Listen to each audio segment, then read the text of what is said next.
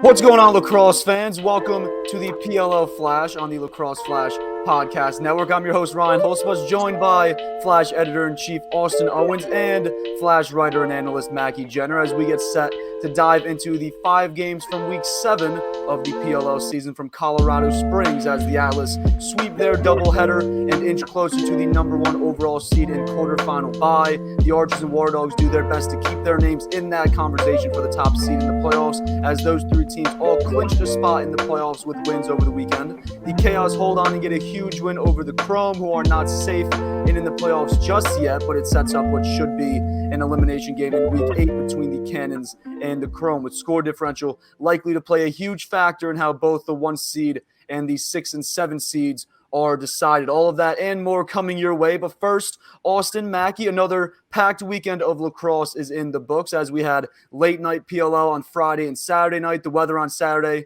giving us a triple header there on Sunday afternoon. The OJLL wrapped up its 2-week regular season with the playoffs and championships scheduled for this weekend. And then the Athletes Unlimited Women's Lacrosse, out of the 6 games over the weekend, 4 of them were 1-goal games with Team Wood, led by captain defender Kayla Wood, able to cap off an undefeated weekend. And she will lead a team again this coming weekend, along with Dempsey Arsenal, Brittany Reed, and Kylie Oldmiller. Those rosters were drafted last night. But how are we feeling after this weekend of PLL action? The playoff picture starting to come together here with 1 regular season weekend left to play.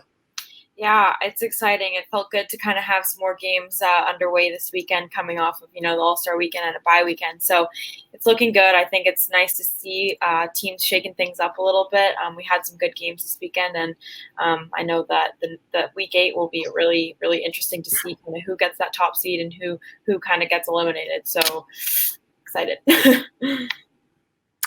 I just got to say, Pat Gregor has really been, not picking up his end of the bargain here when it comes to the floral shirts. So I had to wear the pineapples today. I just got to get that out of the way right now. And he's going to be getting a finely worded text message from me in a little bit.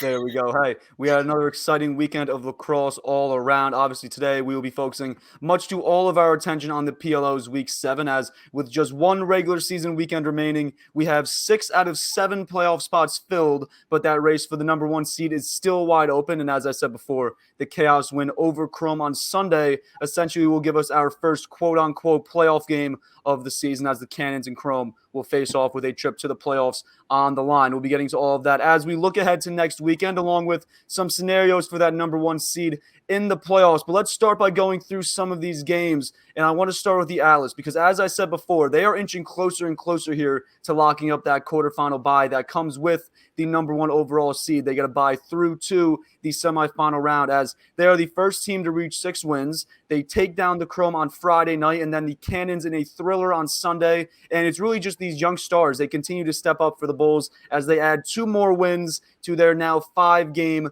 winning streak. Brian Cosbeal totaled 11 points on 4 goals, 3 assists, and 2 two-pointers on Friday, and then another one on Sunday. Rookie Jeff Teat, whose name is right in the mix for not just Rookie of the Year, but also MVP. More on that in a little bit. But he scored a goal and 3 assists on Friday, added a goal and 2 assists on Sunday. Rookie Dox Aiken recorded his first goal on Friday, followed that up with a goal, a 2-pointer, and an assist on Sunday. And then rookie Jay Caraway had a hat trick and an assist on Friday. He was held scoreless on Sunday. But another huge weekend from this Atlas offense. 19 goals Friday night, followed up by 13 on Sunday. A total of 32 goals scored this weekend for the number 1 team in the league right now. But possibly even more notable, Austin, was the play by Trevor Baptiste at the faceoff stripe and by J.D. Russo between the pipes, as Baptiste won a PLO single-game record 25 faceoffs on Friday night. He also recorded a PLO record 19 ground balls, 83% evening there for Mr. Baptiste. And then he followed up Sunday by winning 19 of 25, But it wasn't just the faceoff wins from Baptiste that this weekend that was the most impressive. He also scored 2 goals, added an assist on Friday night, followed that up with a goal on Sunday against the Cannons. So a huge weekend from Baptiste. He now ranks 2nd in the league in faceoff winning percentage. More on Russo we'll get to in a little bit. But Austin, this offense has played great over the last couple of weeks, especially after adding in Teat to this mix of young stars. Dox Aiken Dox Aiken, seems to be settling in real nice here. The defense is humming, and when you got a guy like Baptiste who can win you possession after possession after possession against almost anybody, it gives you a great recipe for success. It was one of those games where it's kind of like Trevor Baptiste sort of. It seemed like he was tired of hearing about how great TD Erlin and Jordan Ardella have been. Is 19 ground balls, 25 face-off wins, 2 goals. He stung one from the outside. The guy was an absolute sicko on Friday night. He was unbelievable. That offense is incredible. I don't really know the words for it. I'm sure we were on here after that first week when they got pounded by the Archers, writing them off immediately. And Ben Rubio off there June 1st. I have a tweet right now, pinned tweet. Noah Lands, aka PLL Chirp, said the Atlas are going to surprise a lot of people this year. I quote tweeted that cap. It's currently pinned on my Twitter account because I was one of the people. I was like, "There's no way this Atlas team." We're in the retool phase. We've been talking about it, obviously with Dan, you as well, Austin. We've been talking about it. They were in the retool phase. We didn't expect for this to be this fast. This just the success. We didn't expect it to come so fast, and they're proving us wrong right now. It's incredible. I was talking to somebody the other day about Jeff Teat, and we all know obviously that first game he had 2 assists, and everybody's going, "Oh, yeah, he's a complete bust. Sauer should be the guy." Ben Rubio is out of his mind. He goes out and has 9 points 2 days later. Like, Jeff Teat's unbelievable. I posted an article, what was it, 2 weeks ago now, where I named Grant Ament the MVP. I'm going to be arrested for treason at some point when it comes to Canada because I didn't have Teat as the first overall pick either. So he's just giving it to me left and right now. I'm down bad when it comes to Jeff Teat takes right now, guys. I'm not going to lie. Jake Caraway's been fantastic. I mean, he's a Tewaaraton finalist.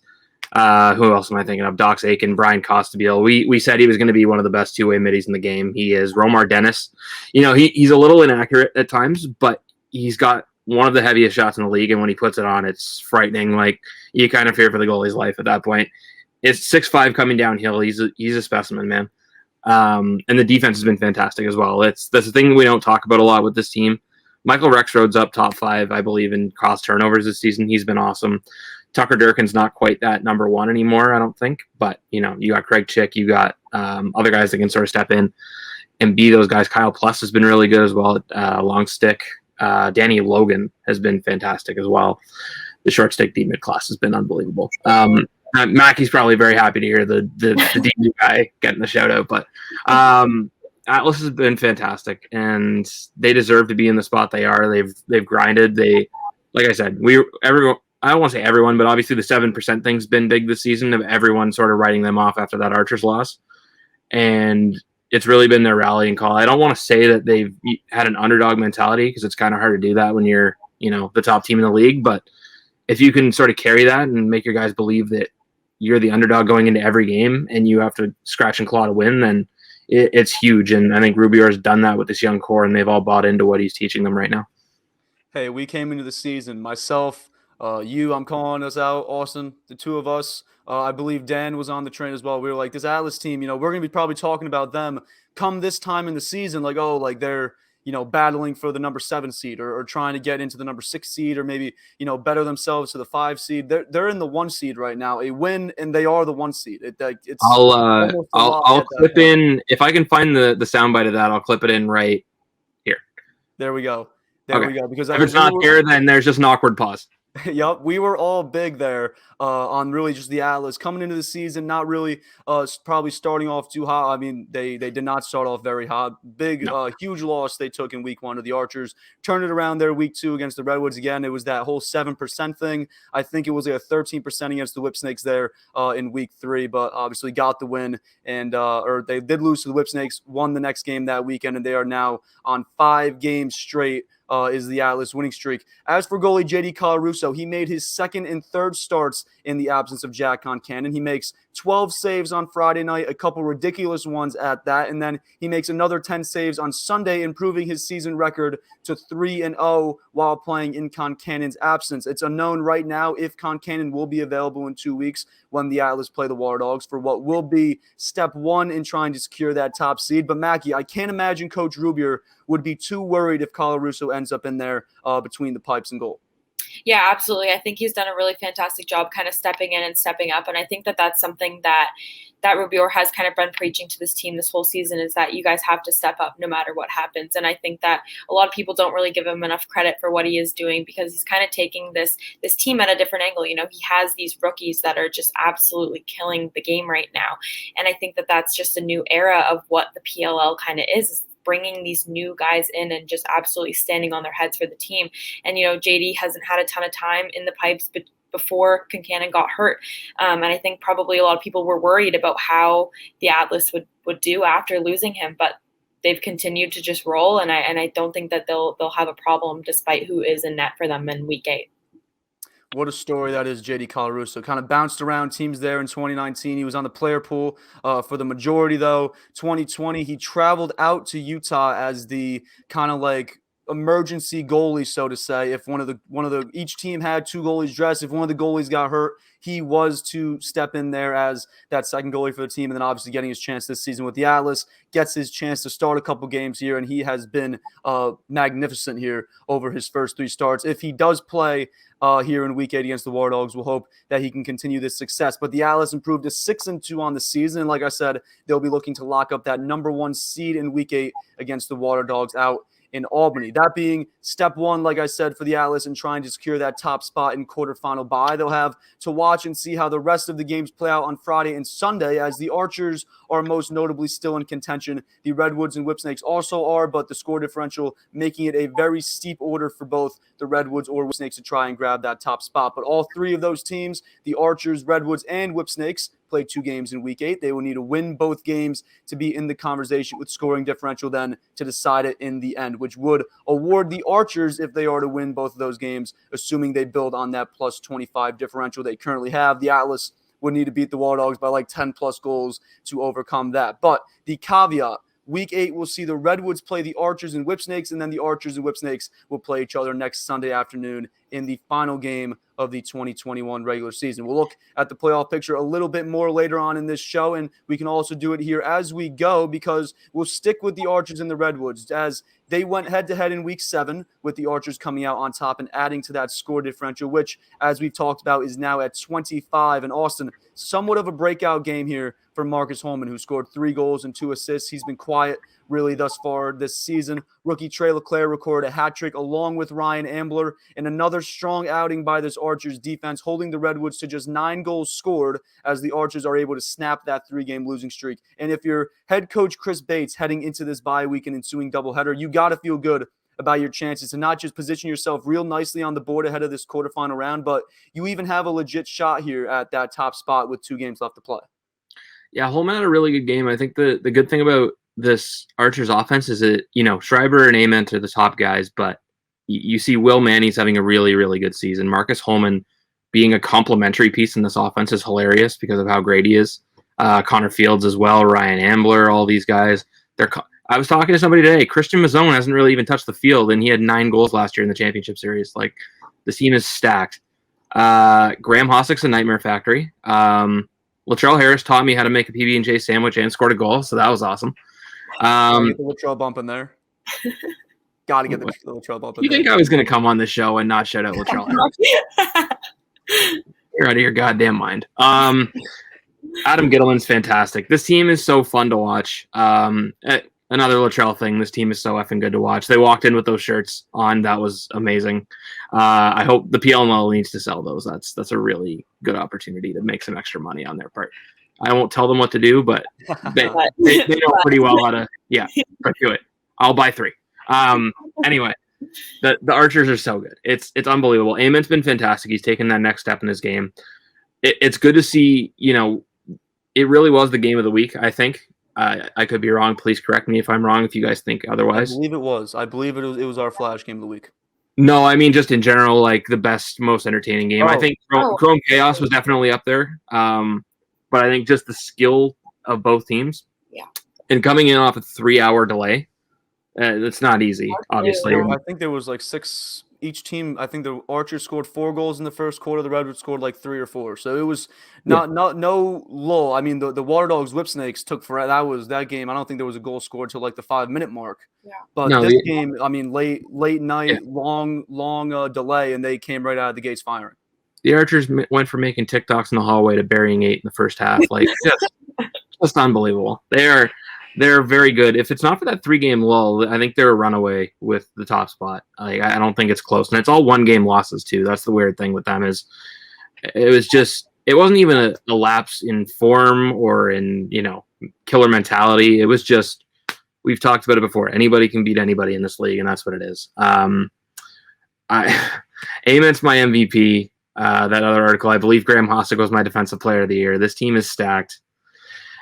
I love the Archers. I really do. I'm kind of sad that, I'm not sad that they're going to have to play in the quarterfinal because it'd give us an extra week to watch them, but they're going to be in tough this week. Because you said the Redwoods again this week, and then they're going to have to play the Whip Snakes. They got the Chaos and the Whip Snakes. I hope I didn't say the Redwoods. Chaos and the Whip Snakes. Okay. Chaos is a tough game. They're a tough out, and the Whip Snakes are the Whip Snakes. And I don't know that Matt Rambo will be back. He was in a cast, so I don't want to look too far ahead because that's 2 weeks from now, but they're going to need to win both to put themselves in a spot where they don't have to play, say, a Redwoods or, one of those top teams, the Water Dogs as well. Like, none of these teams are an easy out, but, a lot has been said about, I'm rambling a little bit here, so apologies, but a lot has been said about that first seed being the only important seed, but it's kind of like for every other team, a difference between playing, if you went into that second seed, playing a Chaos who's sort of been hot and cold this season, and playing the Redwoods who have one of, if not the best offenses in the league, it's a big deal. So all these games count, even if you're not making that first seed. So the Archers need to go. They need to just, empty the tank. Might be a bit of a cliche, but that's what they got to do this upcoming week in Albany if they want to, push forward. But they're as good as anyone in this league, so I wouldn't count them out. They have been, as you said, putting in good game after. I mean, they went on a 3-game skid, but it was -3 on the goal differential. Every game was by loss. Every loss there was by a goal. So it's not like, as you're saying, a lapse. And then, as we're saying, Christian Mazon hasn't dressed in his last few games. Look for that as a restricted roster thing. I don't know if he's been on any of the restricted rosters lately, but I'd imagine if he becomes available, he'd be a name that some teams would target. Ryan McNamara, another name. I don't think we've seen him in a little bit. So I forgot to mention Trey Leclerc. Yes. I'm really going to get in trouble in Canada. Jesus. I said off the top. Yeah. That's good at lacrosse. Anyway, the Archers, they'll head into Tom and Mary Casey Stadium in the capital city of New York with hopes to position themselves somewhere within that top 4 teams, as Austin said before, maybe even make a case for that top spot. I would say 2 and 3 are 2 important ones, because if you have the chance to play the Chaos or the Chrome or the Cannons, we'll get more into all 3 of those teams in a little bit, but the Chrome seem to sort of be in shambles here, coming like limping, not really in shambles, but like limping here to the finish line. Shambles might be the right way to put it, honestly. I don't want to bag on them too much, but yeah, it's tough because they're such a fun team to watch, but with that many injuries, it's absolutely. We'll get more into the Chrome, Cannons, and Chaos in a little bit, but the Archers, they currently sit in 3rd, a half game behind the Water Dogs in the win column with a +25 score differential behind them. And following the bye week this weekend, they'll play 2 games in Week 8, Friday night against the Chaos, which will be the first of 3 games to be broadcasted on NBCSN that weekend, and then they'll wrap up the 2021 regular season, against the Whip Snakes in the final regular season game of the season. And as for the Redwoods, Mackey, they dropped their 3rd game of the season and fall to the 4th spot in the standings. They'll play the Whip Snakes on Friday night in the first game of Week 8, that being next Friday night, with 17 goals separating the Redwoods from the Whip Snakes in the standings. So wins and losses will be what separates those 2 teams. They'll play each other, and then they'll both play again on Sunday, the Redwoods drawing the Chaos on NBCSN, as the Chaos will look to try and cause some mayhem on the board with 2 games left to play. But Mackey, a long weather delay. There were questions as to if this game would get postponed or if we would also see it get postponed to Sunday, or if it would get started, as the Whip Snakes and Water Dogs game was. They end up ending the delay and playing the game in fairly sloppy conditions, even though that did also translate over into Sunday's games. But how do you the Redwoods overcome what was a tough loss here to the Archers, as they have a lengthy turnaround before gearing up for their season finales next weekend?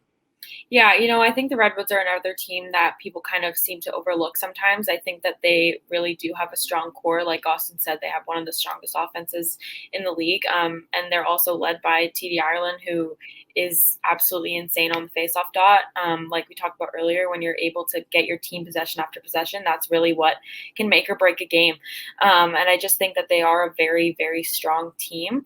I think that they're leaders on the field and off the field in terms of their coaching staff are going to be able to kind of pick them up, and I think they have the capacity to have a good game against the Whip Snakes. They've kind of been on a hot and cold streak as well this season, so I think that week 8 could be really interesting for them.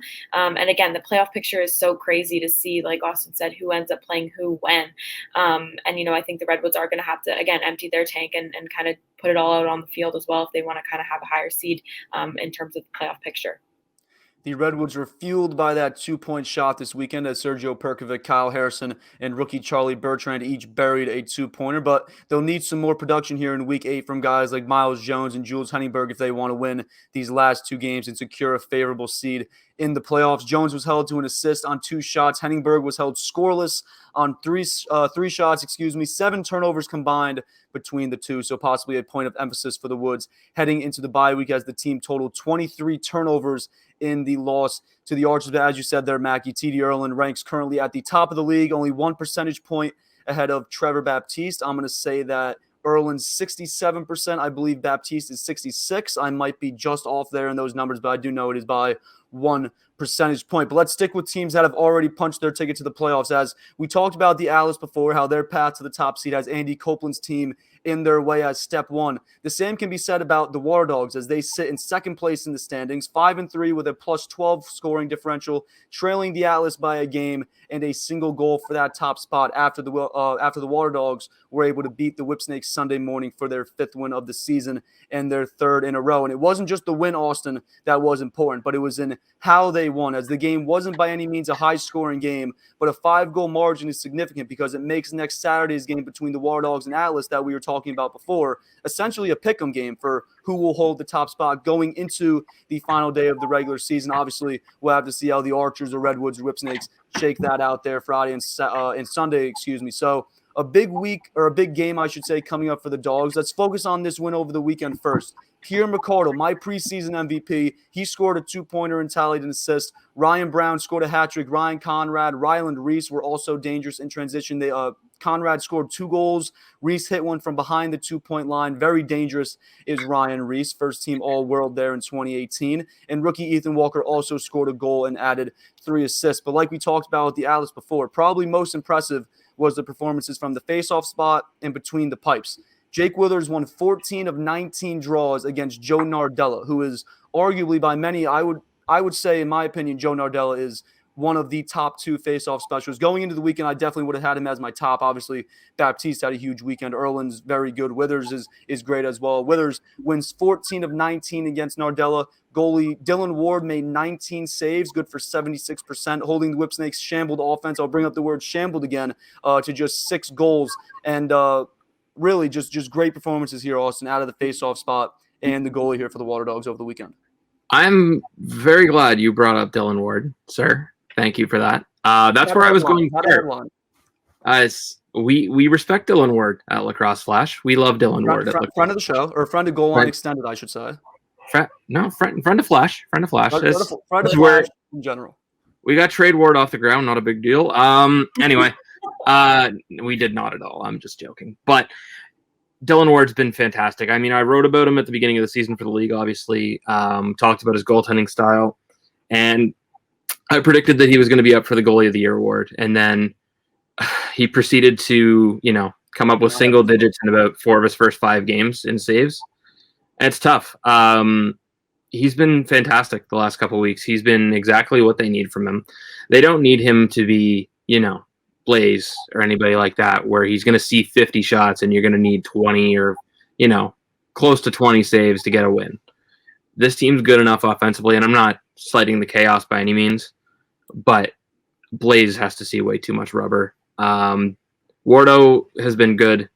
Jake Withers is hilarious to me, and I love Wiz so much. Just signed a huge contract, in the NLL. Huge 5-year deal with the Halifax Thunderbirds in the NLL. So congrats to Wiz. He doesn't win the clamp, and it's the funniest thing in the world to me. Is I was talking to Joe Keegan from the PLL, and he was talking to me about Withers, and he goes, he only wins 8% of his clamps. Every other face-off guy in the league is somewhere around 50%. Yeah. And yet he is, I don't know after this week, but Tommy into this Kelly week, was probably like north of 60, and he's not even on the team anymore. He's the reverse Tommy Kelly. Tommy Kelly had over 50% last year for Chaos and won 30% of his draws. Jake Withers has 8% of his clamps he wins and is third in the league in face-off percentage. Crazy. Because that wing unit is hilariously Canadian, and I love it. It's Withers. Brought up all-world, first-team all-world Ryland Reese, Zach Currier. We'll talk a little bit more about MVP in a little bit. Those three, Zach Currier, his name is in the MVP conversation, I think, fully, and I think he was in probably up for one of the top like votes there. He was one of my honorable mentions when I wrote about him. And he was my midfielder of the year, regardless of that. That face-off unit is hilariously Canadian with Withers, Currier, and Ryland Rees because, excuse my French, they lose the draw. They don't lose the draw. They lose the clamp. And then they just beat the shit out of you for 30 seconds. Yep. And then they get the ground ball, and it's good. That's what Withers does. It's fantastic. I love it so much. It's very box lacrosse to me of just scrum it out, and then just it becomes your 3 against our 3, and whoever can win it. And then, the extra guys that come in after the fact. Anyway, the offense is amazing. I feel like I'm generalizing all these teams. Like, this guy's good, this guy's good. Everybody's good. The PLL is fantastic. Hey, as long as everybody has fun. That's my motto in life. I just hope both teams have fun. And sometimes one of them doesn't. Most of the time. Ryan Brown's had a huge year. I think, he was one of the guys we were asking a lot of questions about after that first week. I think he didn't finish with any goals, and then he finished with 8 the next weekend. So we're very quick to jump as, media. We're very quick to jump on trends of like guys that should be scoring a lot of goals, not, and then guys that should have a lot of points, not. And then they come back and remind us, hey, we're still pretty good at lacrosse. Oh, yeah. I like, obviously we love Mikey Schlosser here as well. Big fan of him. Connor Kelly's been amazing.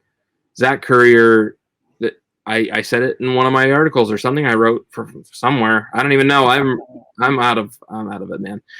He's the best two-way midi in the game. Austin's been very busy here lately. Very, very busy here lately. I'm a little burnt out, but we're pushing through. He's the best two-way midi in the world, and I don't think that's up for debate. It's not like a Lyle Schreiber thing where it's the best player in the world. He's unbelievable. I mean, I call him the human double-double. Or triple-double, excuse me. He might be the double-double, but another guy in the league that's very good at those. He's so good. He has caused turnovers. He has ground balls. He has points. He facilitates. He runs the ball in transition. He's the reason they're doing very well. And they don't even have Michael Sowers back. And I think he might be back this week because they took him off the med list. I don't have any inside information on that. But he's getting closer. I broke news from the transactions page, and then they ensued. Mr. Insider, Ryan Hulsebos. I'm trying my best here, all right? Trying my best. The Water Dogs and Atlas, they will go at it next Saturday, 4 p.m. Eastern, exclusively on Peacock, and it will be the final game of the regular season for both teams, marking, like I said before, step 1 in trying to secure that top spot in the league ahead of the quarterfinals, which awards a bye through to the semifinal round. And like the Atlas, the War Dogs will need to win and then wait and see how the games play out on Friday night and on Sunday. But winning would put them in first place heading into Sunday, August 15, the final day of the regular season. While the Water Dogs got a big win, positioning themselves to make a real shot for that top seed after sitting at the bottom of the standings at 2 and 3 just about a month ago, the Whip Snakes are starting to feel some of that similar pressure that the Water Dogs are feeling just a few weekends ago, as they're coming off back-to-back losses in weeks 5 and 7, something that I don't even know if we've ever said before about the Whip Snakes, back-to-back losses, still trying to get some guys healthy, most notably Matt Rambo, who's been absent since week 4, but a tough loss here in week 7 for the two-time defending champs Mackey. They clinch a playoff spot with losses from both the Chrome and Cannons, but it seemed like the Stars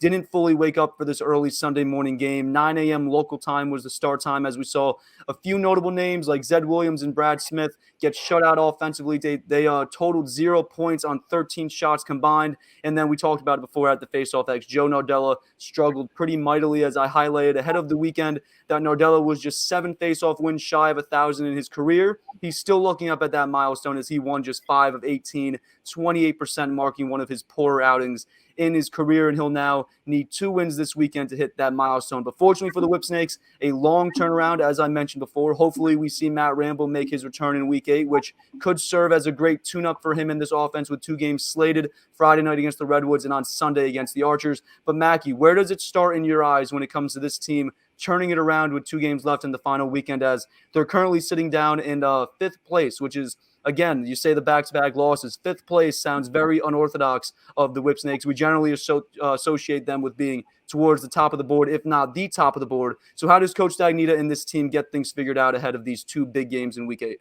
Yeah, I think like any good sports fan, I love a good upset, and I love when things are kind of shaken up. But, man, I don't think anyone really saw this kind of downward spiral happening for the Whipsnakes. I think that unlike the Atlas, where people are able to kind of step up for, JD coming in for Kincannon, these guys need to step up more. Their stars need to step up more. Like you said, Zed Williams and Brad Smith, 0 points. Like, I don't remember the last time we saw Zed Williams with no points. Our reigning MVP, like he's got to step up a little bit more, and not to say that it's solely on him. I mean, you have other guys that could score. But, holding the Whipsnakes to 6 goals is tough. And, for Joe Nardella, like you said, he is one of the best face-off guys in the league, if not the best. And, for him, I just think he kind of needs this bye week to kind of reset, get that mental shift, and then kind of go and put it all out there. I don't think the defense is playing too terribly. I think Byrne is playing well. I just think that their offense needs to kind of fire it up a little bit more in terms of, having these guys being able to put the ball in the back of the net, because that's how they're going to win some of their games. And I mean, kudos to the Water Dogs for only having them score 6, but I mean, you just got to put up more points when it's getting time to, get those seeds and those spots in the playoffs. Yeah, it seemed in that game they leaned on a lot of their younger guys. Like, they leaned on like a Ryan Tierney, as we've seen. We'll get to the Chrome in a little bit. We talked about the Alice before. They're kind of seeing their rookies and their young talent step up in big ways. But these guys are still so talented. Ryan Tierney's still so talented, just unable here to get settled in. We saw with this defense too, kind of mixing and matching. We saw, I believe it was Bryce Young there in Week 5 playing LSM in place of Michael Earhart. He did return, though, Michael Earhart, here in Week 7, so he should be good there for Week 8. So hopefully these guys get all settled in ahead of these Week 8 games. But the Whipsnakes do have a scenario to clinch that number 1 seed, albeit a pretty steep scenario, as they'd have to beat the Redwoods and the Archers by at least 13 or 14 goals each, and then hope for the Atlas loss to the War Dogs by the smallest of margins, making it feasible for the Whipsnakes to have the edge on the goal differential. A really tall task, really, for the Redwoods and Whipsnakes. Too tall of a task, if you ask me. I can't imagine anyone on either of those teams is really thinking 1 seed right now, as they're just looking to set themselves as best that they can for that quarterfinal round. And then we'll wait and see how it all unfolds. As we've talked about the top 5 teams in the league, let's move on to the bottom 3 teams, as we'll start with the Chaos, as Andy Towers' team was able to hold on and get a big win Sunday against the Chrome, locking up a playoff spot, despite the league saying ahead of the weekend that there was no scenario for them to clinch. They do, as the Chrome drop both games and their doubleheader, and the Cannons lose Sunday to the Atlas. And for the Chaos, they sit in 6th place at 3-4 with a -10 score differential, and the farthest they could fall is the 7th spot if they are to lose both games next weekend. And then depending on the final score differential for the Cannons or Chrome, whoever wins that game and grabs that last playoff spot, which we'll dive into in a moment. But first, big win, Austin, for this Chaos team, led by the Buffalo Bandits, Josh Byrne and Chris Cloutier. Byrne scoring 3 goals and 2 assists. Cloutier scored 4 goals. Fellow Bandit Dane Smith scored a goal and tallied 2 assists. And Chase Frazier found the back of the net 2 times. Blaze Reardon, as we talked about before, continues to play at his normal goalie of the year level. 20 saves on the day for Blaze, and he leads the league with 124 heading into week 8. So talk about seeing a lot of rubber. Blaze has seen the most this season. And Austin, Coach Towers is going to need all of his guys to step up and then some next weekend in week 8 as the Chaos try to position themselves in a more favorable seed ahead of the playoffs. A tough slate, though, as they'll have the Archers on Friday night, followed by the Redwoods on Sunday. Oh, those Buffalo Bandits boys. They are good at lacrosse. Oh, yeah. Everyone's good at lacrosse. Go PLL. All right, my job here is done, right? I can leave. Yeah, the Chaos, it's tough. It's like I said before, they're so up and down. They have one really good game. And then they have one where they just sort of, I don't want to say lay an egg, but lay an egg. You know what I mean. The only constant with them this season has been Andy Towers being an absolute electric factory. Oh, absolutely. Shout out to Austin Kaut almost ripping a door off during his pregame speech there. That was sick. Or doing whatever that was. It was more of just like grab the door and shake it more than anything, but it looked cool, I guess. I guess. I don't know, man. I'm not with the kids here, so maybe it was cool. You two are the youths of the group here. Josh Byrne has been very good. You know, he's one of those guys that sort of started slow, but now once I think he's gotten within this offense, he's been really good. He had another 5 points in this game. I just saw that Cloutier goal back again, that one-handed shovel. That thing was a rope. Like, just stupid how quickly he shot that ball one-handed. Tanner Cook, I mean, I missed his first goal, but I was really happy to see him. You mentioned on Goal Line Extended last week that you wanted to see Tanner Cook used in a little bit more of a bigger role. There you go. He's very good. The reason I like him in this offense is because I think we talked about it in the preseason of them just sort of having a positionless offense. You could have a Dane Smith slide down to attack and nobody would bat an eye. You could have a Chase Fraser coming out of the box. He might actually be coming out of the box. I haven't gotten to watch the Chaos too much. But yeah, it's just like Tanner Cook, you can put him on an invert and he will dominate a guy because he's probably pushing 6'4". He's about 230, I'd imagine. He's a big boy, or maybe not 230. I might be pushing him a little too much there, but he's a bit of a matchup nightmare is what I'm getting at. You know, the Blaze is Blaze. Like I said, the last time I was chatting, I don't even know what team I'm talking about now. It's just all blending into one big thing. Everyone's good. Go PLL. Yeah. 20 saves. They didn't necessarily need him to win this game because, you know, they scored a number of goals, but, you know, that would have been 32-14 if he didn't have a save. So, you know what I'm getting at. Oh, yeah. The team is very good. I don't think they're going to lose both next weekend. They've got the Archers, and that's going to be a tough task. I don't know their second matchup, unfortunately, but oh god, they might. Tough task here. Yeah, that's a rough go. Not as tall of a task as the Redwoods or Whipsnakes getting the number 1 seed, but it's still a pretty tall task. Yeah. Oh god, that's not a fun scenario. I like the Chaos, but those are two teams you don't want to see, especially when both of them are fighting for playoff seeding. Yeah. In week 1, that'd be a tough ask. In week 8, it's an extremely tough task. But I mean, if there's one team that's up for it, they got on a heater last year. I don't count them out by any means, and Towers is going to have them ready. So who knows? They're going to need Blaze to stand on his head, though, because they're going to get pelted in each of those games. Like, Miles Jones is going to be a distributor. Rob Pinnell's going to do his thing. Grant Ament's going to be throwing fucking no-look behind the back passes for no reason. Like, Tom Schreiber's going to take a couple shots. It's going to be tough, is what I'm trying to get across here. They cannot miss the playoffs, which is good, but at the same time, they're not going to be content with that. We know that. They're not going to say, oh, the worst we could do is 7. All right, let's just mail it in and get buried by these two teams. That's not going to happen. But they got to come out, and even if you don't win, you have to keep it close just so the teams take you seriously down the stretch. And I don't think anybody's letting the Chaos off the hook and thinking it's a game off, but you want to be showing that you're strong going into the playoffs. And I think they did it last year, obviously, with the heater they went on. They're going to do it again this year. But they need saves from Blaze. They need Josh Byrne to be that facilitator. They're really hurting this would be a perfect time. It's too late in the season now, but this would be a perfect time for Curtis Dixon to just sweep in from out of nowhere.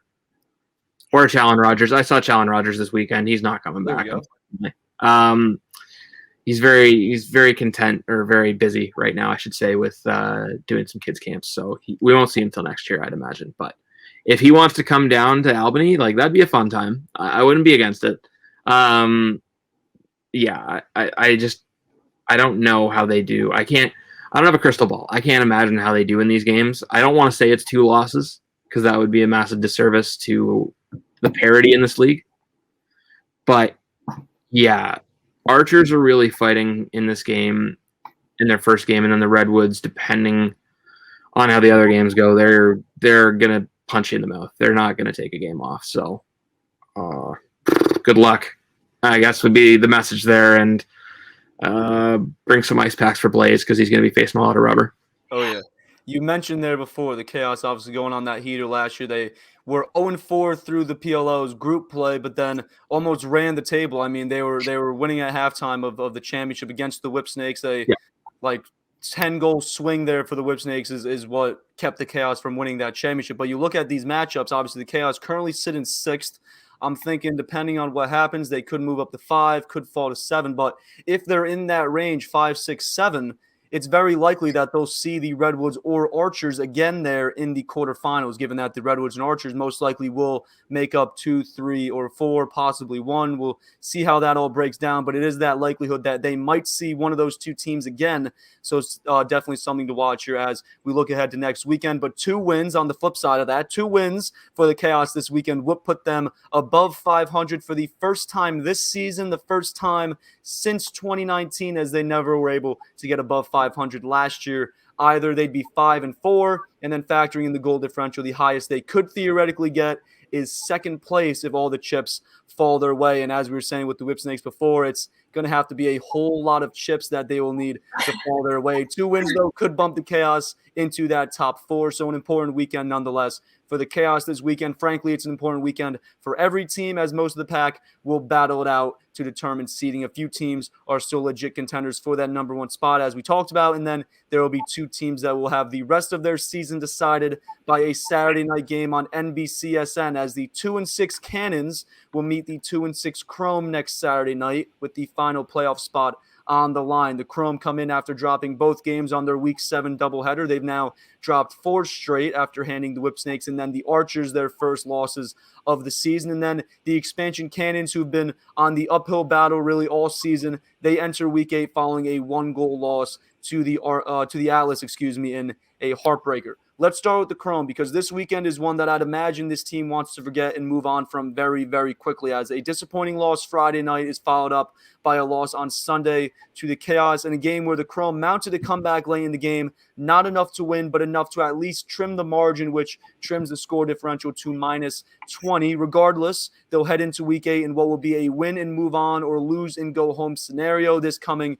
after I said just a few weeks ago on this show that the Chrome were in the best position of those 3 teams at the bottom, in a position to kind of control their own destiny in terms of at least making the playoffs. They still do control their own destiny, but in a much different situation here, as they'll need to win to get in. But on the bright side for the Chrome, the newly signed Dylan Malloy was as advertised. He finished the weekend with 4 goals and 2 assists. And also the rookies, as I was mentioning there before, they stepped up big this weekend in the absence of Justin Gutterding, which we weren't fully aware of until it kind of was announced on Friday or Thursday, whenever the rosters were released. But Jackson Morrill finished the weekend with 5 goals and an assist. The undrafted Kevin Rogers with 3 goals and assist and a 2-point goal. And Justin Anderson tallied 2 goals and an assist on Sunday. So you got the rookies stepping up for the vets who aren't there right now. I imagine we'll see Gutterding back in Week 8, along with hopefully the injured Will Haas, as that's something that we will be focused on this week when the league releases its injury report, and then next week ahead of the weekend. But Mackey, what stood out to you this weekend when watching the Chrome that gives you any feeling at all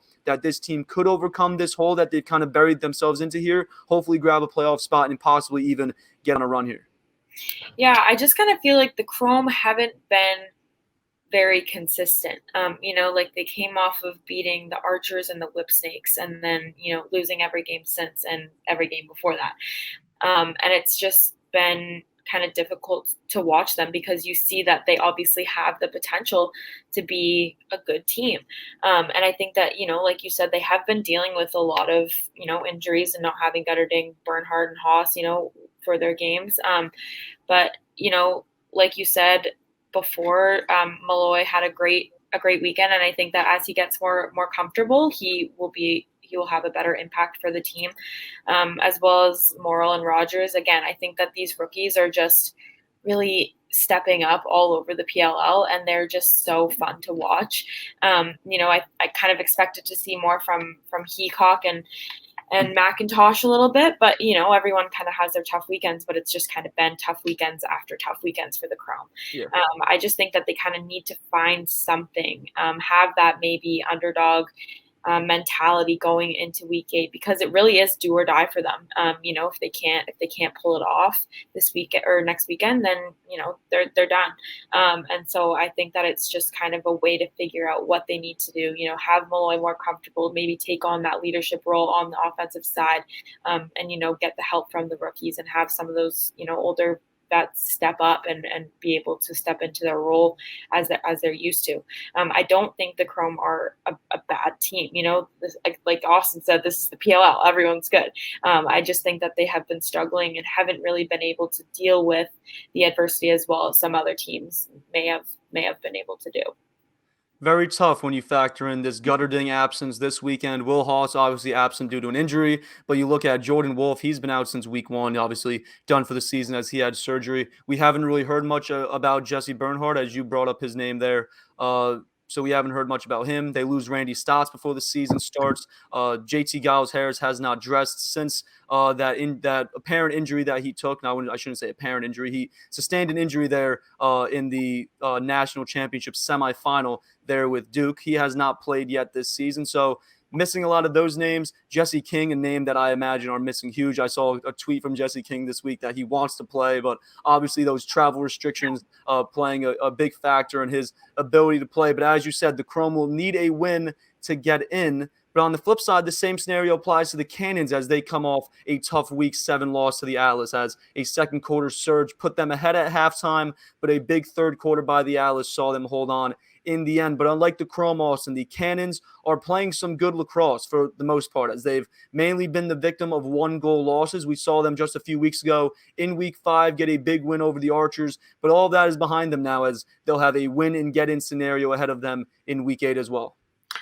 The margins are so thin in this league, and we've talked about it over and over again, of just Cannons have lost most of their games by 1 goal. There's been the odd one, the chaos one, obviously, where they've lost by a couple.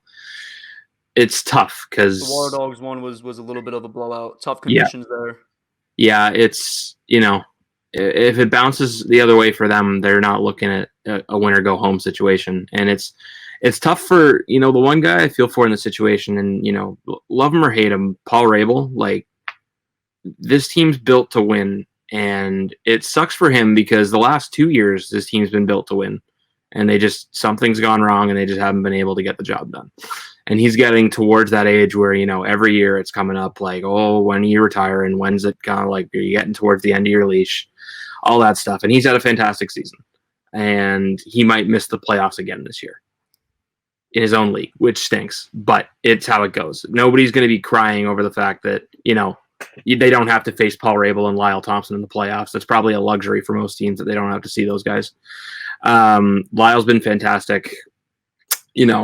Morocco's been hot and cold. It's the face-offs have, it's tough. They've had to go through a lot of these guys just to figure out how to get it right and how they can best, utilize and win draws. I don't know what the answer is for the Cannons other than win. That's the only answer at this point, is win your game and then worry about everything else later. But this team should not be in the situation it is. It's too good. It's Shane Jackson and Andrew Q and Deemer Class and Connor Bushik and all of these guys I could go through. I didn't even mention Stephen Rafis. I didn't mention all of these other players. Jack Keelty's been good. Nick Morocco has been solid. I already mentioned that, but I don't really know the answer for the Cannons. The answer is win, like I said. It's all they can do. They can't focus on everything that's happened throughout the season. They need to just get the job done in this week. Or, I can't imagine a scenario where Lyle Thompson is not in the playoffs. That's crazy to me. In any league, Lyle's the standard for making the playoffs and making a run. This would be the time to do it right here. Obviously, in a win or go home scenario, either they win and they'll be playing in the quarterfinal, either as that 6 or 7 seed, depending on what the Chaos do, or they'll be watching from home if the Chrome are able to pull it off. But the Canyons, they got some help this weekend, despite the loss from a few different spots. As the defense, you mentioned his name there, Nick Morocco was able to slow down the red-hot Atlas offense at times in this game. Morocco turned aside 19 shots, and offensively, Lyle Thompson, the great Lyle Thompson, led the way with 4 goals and 2 assists. Rookie Stephen Rafis and Shane Jackson also tallied hat tricks for the Cannons. But Paul Rabel, you mentioned his name there, really hasn't had much playoff success here in the PLL. He was held pointless for the second time over his last 3 games. So we'll see if he can turn that around there in Week 8 against the Chrome. And the Cannons will need all of these names to step up big next weekend, including face-off man Kevin Reisman. As you brought up there, the face-off carousel the Cannons have been going through. Reisman struggled mightily against Trevor Baptiste on Sunday, winning just 3 of 20 face-offs. Coach Quirk will need a better game out of the face-off man that he traded for just a few weeks ago if the Cannons want to have a shot at winning against the Chrome, clinching a spot in the playoffs, and then from there, possibly getting on a run here as the playoffs commence, which, as we're saying, not a huge ask, I don't think, as you got Lyle Thompson, you got Brody Merrill, you got Paul Rabel, you got all these big names. I don't think a playoff run here for the Cannons is too out of the picture if they can get this win in Week 8. But a lot at stake coming up in Week 8 out in Albany, New York, and we'll be back with Goal Line Extended this Friday. We'll do a little previewing of next weekend's games, and then we'll be back next Friday ahead of the weekend,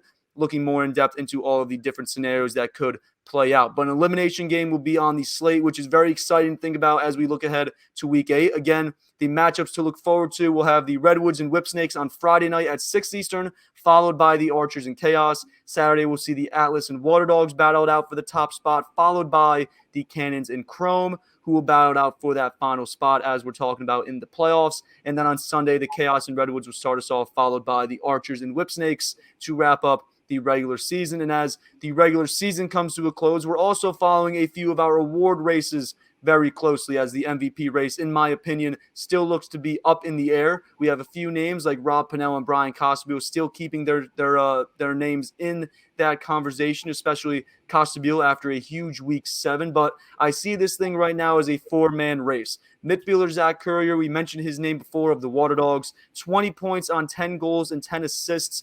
49 ground balls coming off that face-off win there, that Canadian face-off wing, or unit, I should say, for the Water Dogs. Lyle Thompson of the Cannons has 29 points by way of 20 goals and 9 assists. Grant Amen of the Archers also has 29 points, split as 10 goals and 19 assists. And then the highest scoring team in the league, or I should say for the highest scoring team in the league, first overall pick Jeff Teat has 29 points off 15 goals and 14 assists in 1 fewer game than Amen and in 2 fewer games than Thompson. So just making it even more impressive as the rookie started the season on the unavailable to travel list. Austin, you mentioned it before, but you predicted in an article for the league just last week that you see Amen as the current front runner for this award. It seems like him, Thompson, and T are probably the ones at the top of the conversation, but we won't count out Currier, Pinnell, Costabile, a few other names as well. We won't count them out just yet. But a weekend after throwing that article together, how do you feel the same, or do you feel the same, I should say, about Amen holding up the hardware at the end of the season? Not after I saw the way Jeff Teat played. I don't feel very good about it, Ryan. He's making me feel really bad about it. Yeah, I don't know. It'll be Amen has 2 more games to wrap it up. Teat has 1. I think that's going to be, the real game changer. Is he's probably not going to go with very few points over a 2-game stretch over this next weekend. Sorry, 2 weekends from now. But Currier, I think, is probably, I don't know if he'd be my number 3 because Pinnell's been really good, but Currier, just the way he's dominated all over the field, I think has to be your 3rd. And then Pinnell, just from a sheer point standpoint, I would say Teat and Amen are your 1-2 at this point. It just sort of flip-flops given the week. I think Teat probably needed to have a little more dominant of a week. He definitely didn't need like another 8 or 9 point game, but he needed to, finish with, I don't know what the point total is off the top of my head that you would have needed. That would have impressed me. I would have just gone, wow, that looks cool. Probably like 8 to 10 points. He might have hit that, honestly. I didn't check the second game stats, but he didn't. Was at 3 points and 4 points. Okay, so right underneath sort of that threshold. So that's good. Yeah, I think it's Amen's to lose at this point, but Teat's really making a lot of people, I think, double think their decisions. But I wish Currier had a chance at this because I think he's the most valuable to his team. I shouldn't. They're all really valuable. This is where it gets into a real. This is like a situation where you look at it for like compared to like the NFL, where it's usually MVP is the quarterback. This is where it's like, well, this receiver had a great season, or Aaron Donald, this defensive tackle had an unreal season. Like you should really consider him for MVP, not just like a defensive player of the year. This is one of those situations where it's like Zach Currier is so versatile. He helps your team out in so many different ways. Like he's got to be considered here for this award. Completely, yeah. I think in sports, it really, as of late, is less of the most valuable player. Like people sort of forget what the award stands for and just goes, this guy had the most points. Yeah. There you go. Having said that, as I contradict myself, if you're the leading point scorer in the league on an offense that features Tom Schreiber, who's in that conversation as the best player on earth, that's where you kind of get the nod for me. Jeff Teat's been the best player for his team. Zach Currier's been the best player for his team. I don't know if it's a hot take. I don't think Rob Pennell's been the best player for his team. He's had the most points. I think that midfield unit's been the key to that Redwoods team. And I think Rob said as much, not without saying like, they're the reason I'm getting points. It wasn't any of that, but he was like, he told me that he's never had to be an off-ball scorer as much as he is now. And he's loved it. So he's not the guy that has to be the guy. Jeff Teat kind of has to be the guy for Atlas to win. Although there are these other pieces. Grant Ament doesn't have to be the guy, for sure, but he has been. So yeah, it's subjective. It could be Teat, it could be Ament. The reason for Teat, and I'm going a little long-winded on this, would be because, as you said, Ryan, he's played 2 fewer games than most of the guys in the league and 1 fewer than Ament. I think I have that right. Maybe not. Yeah.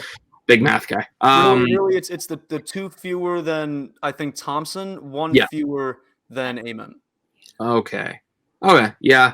And then you look at that too. You look at obviously Thompson being on the Cannons. If the Cannons don't make the playoffs, I think you throw Thompson Lyle Thompson. Great. You throw his name out of the picture though. I think if the Cannons don't make the playoffs, I think that's safe to say.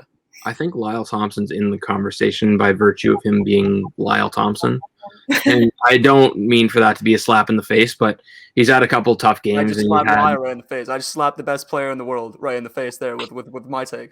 It's just it's not wrong. It's hard to unless he has the best season in the league's history, you can't really give the MVP to a guy whose team didn't make the playoffs, in my mind. I think Lyle's had a couple games where he's had, decent production, but not Lyle Thompson production that we've expected from him.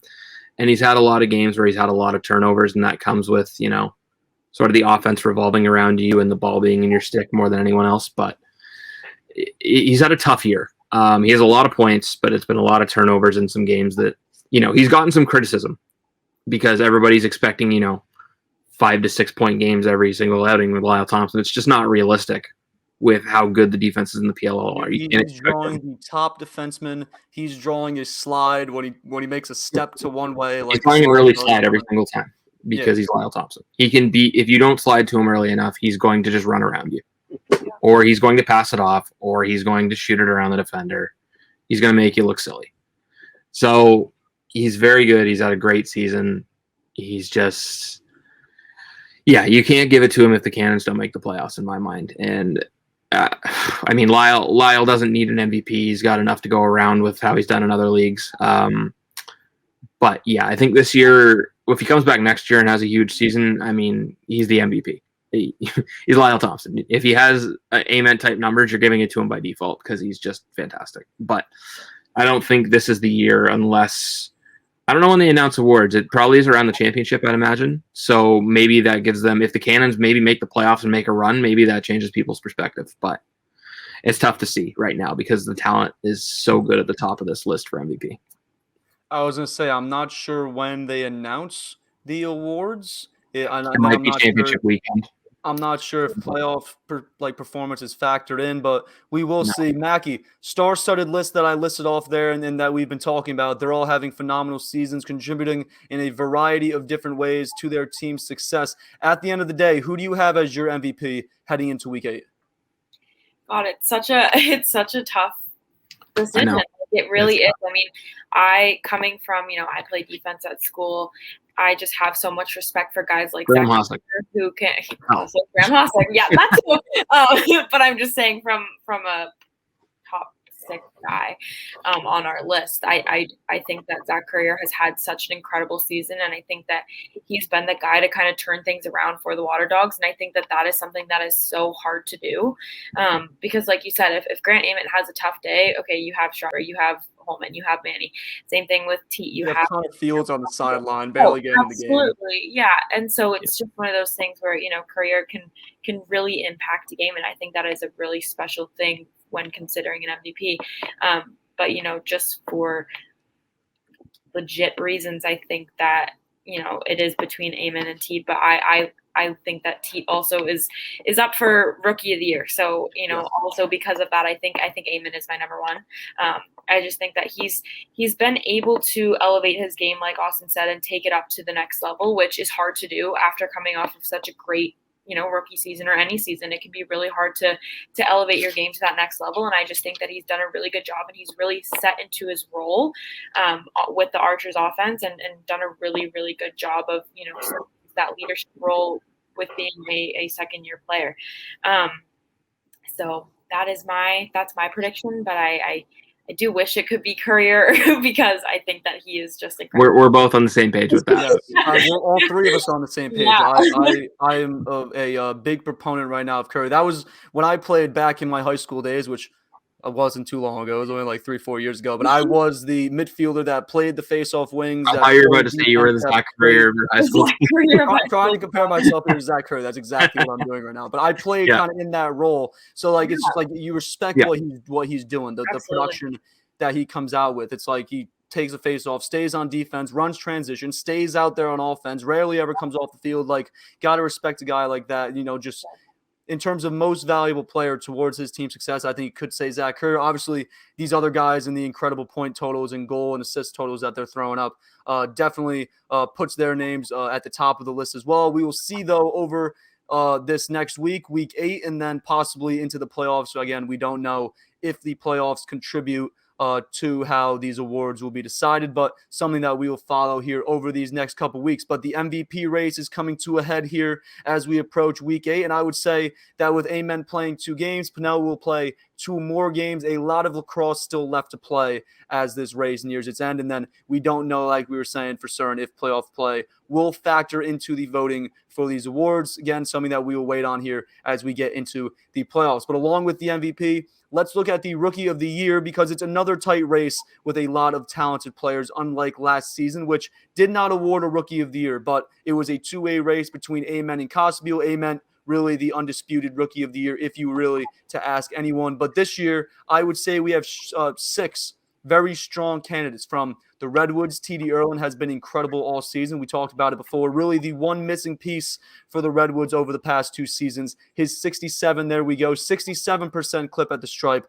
That leads the league, is really paying dividends for Coach St. Laurent. 4th-round pick Stephen Rafis of the Cannons has had a really strong season, 22 points for the Syracuse product. Jackson Morrill was also a 4th-round selection. He's scored 21 points this season for the Chrome. And then for the Atlas, they have a couple names here. Jake Caraway has inserted himself as one of the top up-and-coming talents in the league. He has 19 points this season, including a couple 2s. Short stick defensive midi Danny Logan. He's had a great season, 7 points on 2 goals, 1 2-pointer, and 3 assists to go along with 7 college turnovers and 20 ground balls. I don't have Ryan Terefenko on this list of 6, but you could also throw his name in the mix as well. He's been phenomenal at the short stick defensive position for the Chrome all season. And then the aforementioned Jeff Teat, the MVP award could come as a package deal with the Rookie of the Year. So something to watch going forward. Austin, you said in your article that you like Teat, who has averaged just under 5 goals a game since joining the league, which is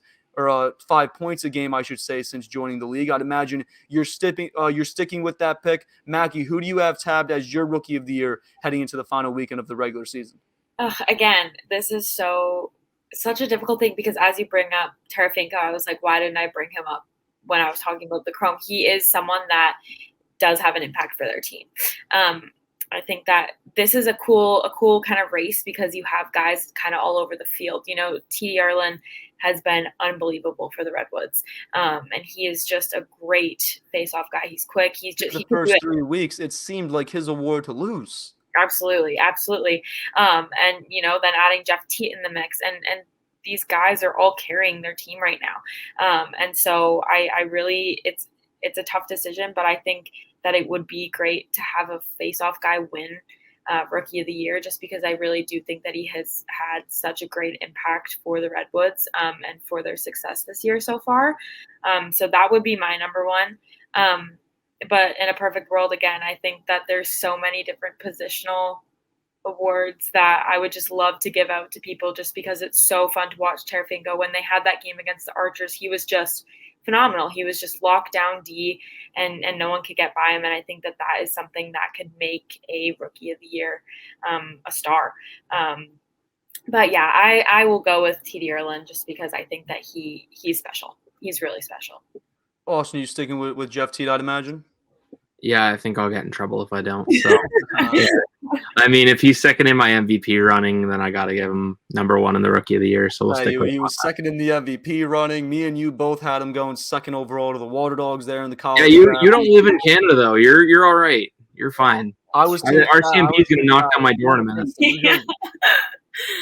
We got a couple tight races coming down to the final weekend of the 2021 PLL season, whether it's award races. Obviously, we just talked about MVP and Rookie of the Year. There's a ton of other position awards that will go around at the end of the season, including Coach of the Year, which very hot topic as well. We got a couple coaches, Ben Ruby or Andy Copeland, that have had great seasons with their teams, whether it was rebuilding, retooling, whatever the case might be, whether it's award races, as I mentioned, battles for seeding or just to make the playoffs. It should all create for an incredible Week 8, and we cannot wait for it. Again, we'll have a goal line extended at the end of this week and then another one at the end of next week to look ahead further to Week 8. So make sure to stay tuned. Follow at Lacrosse Flash and at GL Extended for all the latest across Instagram and Twitter. But before I let you both go, one thing that we can look forward to in the immediate future is the trade deadline, as it will close this Friday, April 6th at 2 p.m. Eastern, and all deals will need to be made before that deadline date and time. And we've talked about it over the last couple of weeks. It's hard to imagine any teams making any, big, drastic moves here, but a few conversations that we have had have focused around the Whipsnakes maybe getting another midfielder that can play defense. Jordan Johnson and I have talked about the Canyons possibly adding another pole here down the stretch. A lot of just talk that we really don't expect to see happen, but let's keep it going here. I'll ask you first, Austin, any trade scenarios that you could see play out over this final week before the deadline?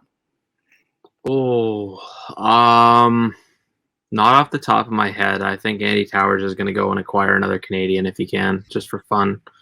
Other than that, I don't really know. I'm excited to see what happens. I think I don't want to say anything about the deadline or make any drastic, predictions. You guys can go ahead. I can't think of anything off the top. We're not going to see like a Jules Henningberg get moved like he did to the Redwoods or anything like that. It won't be something major where a big name's going anywhere. Could be wrong. I'll be very happy to eat crow on that if I am wrong on Friday. But yeah, I'll be excited. I mean, if a team feels they need to make that one last move to get a piece that can give them a championship, or make them a championship contender was what I was trying to say before I mumbled my words. Then they'll do it, and I think it'll be some good core pieces. Maybe it's not a trade. Maybe it's a guy that's picked up off a reserve roster that has just been sitting. It'll be interesting to see what the teams do to try and sort of jumble everything up and make that last move. We talked there before about Christian Mazon being probably on the restricted roster here the last couple of weeks. Ryan McNamara, another name with the Archers. You kind of look around the league. Not off the top of my head, I probably couldn't come up with a few, but I'd imagine there are a couple guys out there that, hey, you need one piece. If you can maybe send a pick, maybe another player along with it, try to better your team here coming up over this last week, and then the playoffs.